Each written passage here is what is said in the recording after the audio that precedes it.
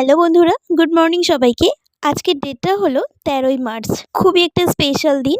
আমার খুব কাছের একটা বান্ধবীর আজ বার্থডে। এখন বাজে সকাল ১০টা। যেহেতু আজকে ওর বার্থডে, তো আমরা একটু ভাবলাম যে স্পেশাল কিছু করা যাক ওর সঙ্গে। তোমরা হয়তো দেখে অনেকেই অবাক হতে পারো যে এরা এটা কি শুরু করলো।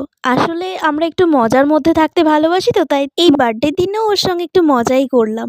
যাই হোক, ডিম টিম ফাটিয়ে টাটিয়ে স্নান টান করে বিকালে চলে এসেছি এই যে কেক নিতে। ছোট্ট করে একটা সারপ্রাইজের ব্যবস্থা করেছি।